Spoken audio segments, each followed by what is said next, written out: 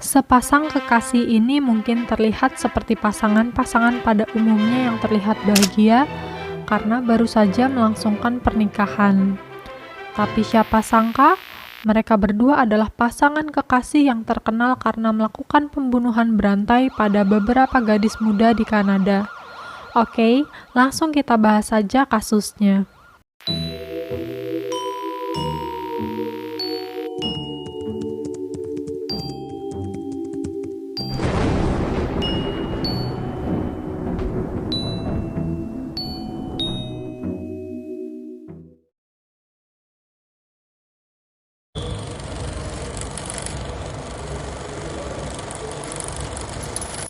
Paul Bernardo dan Karla Homolka adalah sepasang kekasih yang tidak memiliki hati nurani. Paul merupakan otak dari pembunuhan, pemerkosaan, dan penyiksaan yang terjadi pada 3 wanita muda. Hal ini mungkin dipicu dari kisah masa kecil Paul yang kurang bahagia. Paul lahir pada tanggal 27 Agustus 1964 di Ontario. Ayah Paul bernama Kenneth Bernardo dan ibunya bernama Marilyn.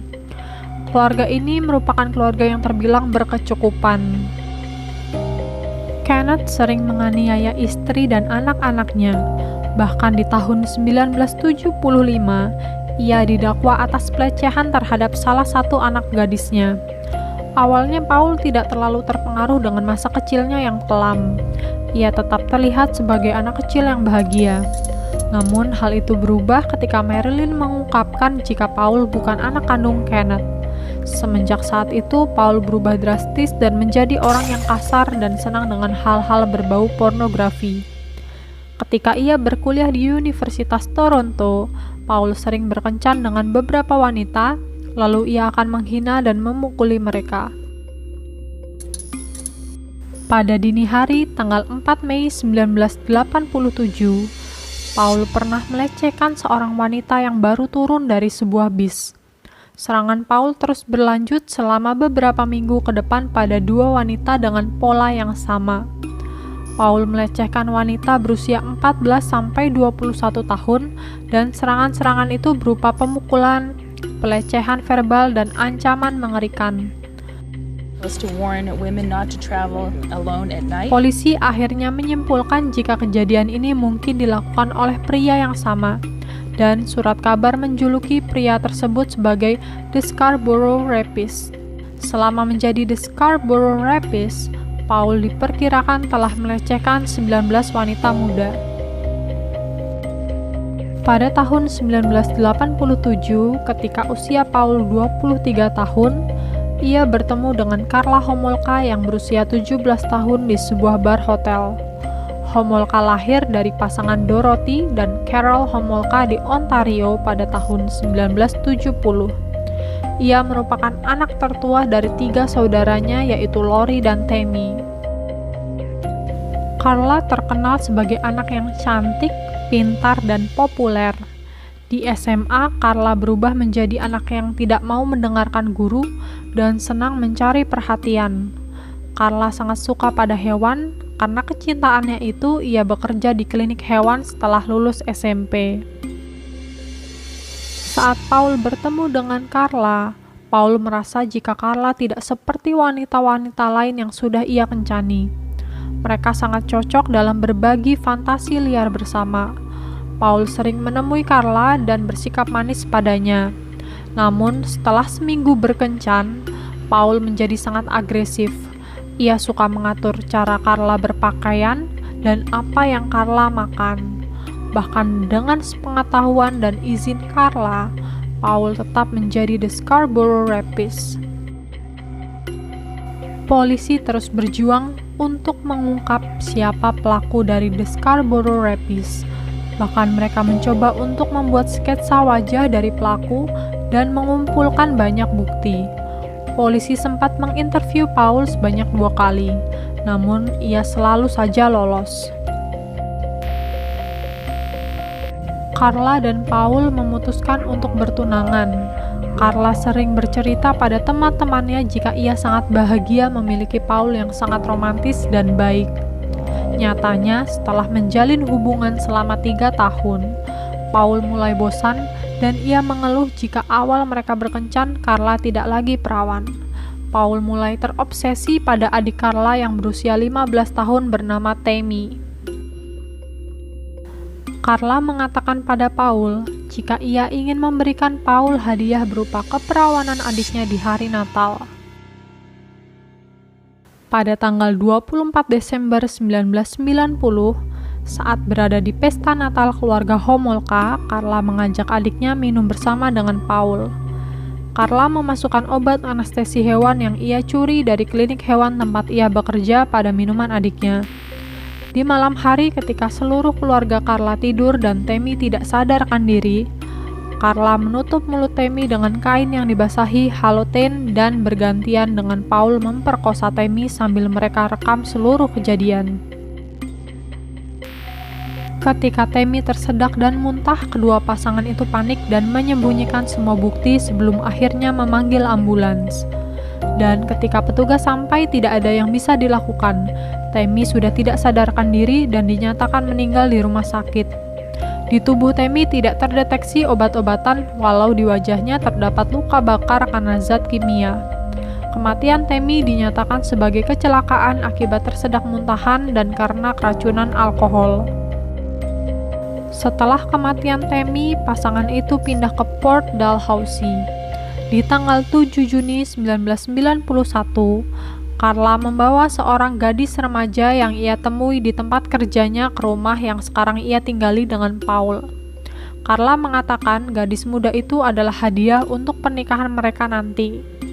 Pasangan itu kembali membius gadis itu, melecehkannya dan merekam semuanya. Beberapa hari kemudian, pada tanggal 15 Juni, Paul bertemu dengan Leslie Mahaffey yang berusia 14 tahun. Leslie dikunci dari luar rumah oleh orang tuanya karena melewati jam malam. Paul lantas menculik Leslie dan menaruhnya di kursi belakang mobilnya dalam keadaan mata tertutup dan tangannya terikat. Paul yang sampai di rumah mengajak Carla untuk melecehkan dan membuat rekaman video. Keesokan paginya, Carla dan Paul membunuh Leslie dan membuang tubuh Leslie yang sudah disemen di Danau Gibson.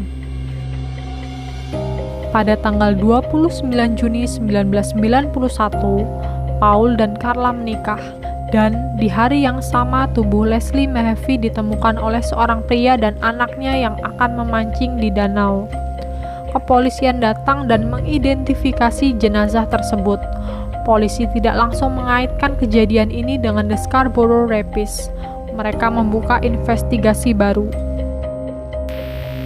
Selama pernikahannya dengan Paul, Carla sering membawa gadis-gadis muda untuk dilecehkan dan mereka akan merekam kejahatan itu. Karena dibius obat, para korban tidak mengingat kejadian buruk yang mereka alami. Pada 16 April 1992, pasangan itu menculik Kristen French ketika ia meninggalkan sekolah. Kristen diculik selama 3 hari, ia disiksa dan dilecehkan. Karena selama disiksa, Kristen melakukan sesuatu yang membuat Paul mengingat ibunya. Paul lalu memukuli Kristen hingga tewas. Untuk menutupi tindak kejahatan mereka, Paul dan Carla mencukur rambut Kristen dan membuangnya di jalanan yang terletak di 50 km dari Burlington. Tubuh Leslie dan Kristen ditemukan di lokasi yang berdekatan. Polisi menyimpulkan jika pelaku pembunuhan Leslie dan Kristen adalah orang yang sama.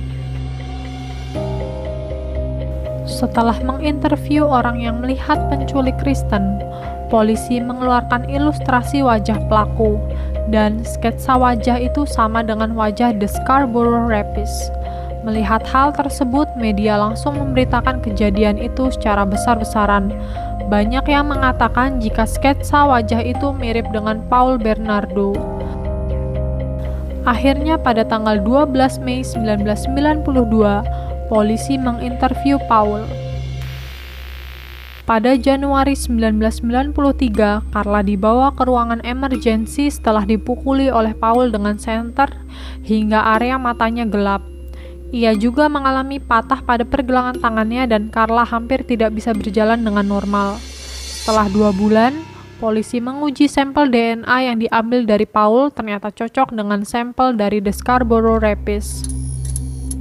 Mengetahui suaminya akan ditangkap, Carla mengatakan semua pada keluarganya dan ia langsung menyewa seorang pengacara. Pada bulan Februari 1993, Carla mengakui semua kejahatannya pada polisi dan ia meminta kekebalan hukum untuk kesaksiannya melawan suaminya. The only chemical that was near her was the halophane. It was not placed on her face directly. It was held, as I said, like this far away. Di saat itu juga polisi menangkap Paul Bernardo dan menggeledah rumahnya. Polisi menemukan rekaman video para korban dan buku-buku tentang serial killers dan pornografi. Pada tanggal 6 Juni 1993, karena pengakuan dan kerjasamanya, pengadilan menjatuhi hukuman 12 tahun penjara pada Carla. Pada saat persidangan Carla, publik percaya jika Carla adalah istri yang tersakiti dan dipaksa untuk menjadi kaki tangan Paul. Tapi ketika rekaman videotape ditayangkan, pandangan publik berubah, karena dalam video itu terungkap sikap asli Carla Homolka. Publik menganggap jika Carla Homolka bukanlah korban pelecehan yang dia coba gambarkan selama ini sebagai dirinya, melainkan ia adalah seorang yang sadis dan kejam. When Paul Bernardo was alone with numerous victims and had the opportunity, he never killed any of them. The only time that people ended up dead is when Paul was in the presence of his wife. Dalam video itu juga terlihat bagaimana partisipasi Carla dalam melakukan semua tindak kejahatan yang telah dilakukan oleh ia dan Paul. 2 tahun kemudian Paul diadili. Paul menolak semua tuduhan dan menyalahkan semua pada istrinya. Paul Bernardo tetap dinyatakan bersalah dan pengadilan menjatuhi hukuman seumur hidup pada Paul, dan setelah 25 tahun, Paul bisa mengajukan permohonan pembebasan bersyarat. Di tahun 2005, Carla dibebaskan dan sejak saat itu dia menikah lagi dengan saudara laki-laki mantan pengacaranya, dan Carla melahirkan 3 orang anak. Di tahun 2018, Paul Bernardo mengajukan pembebasan bersyarat. Namun permohonannya ditolak setelah 30 menit karena seorang pengacara atas nama korban melaporkan jika Paul tidak pernah meminta maaf dan tidak ada indikasi penyesalan apapun darinya.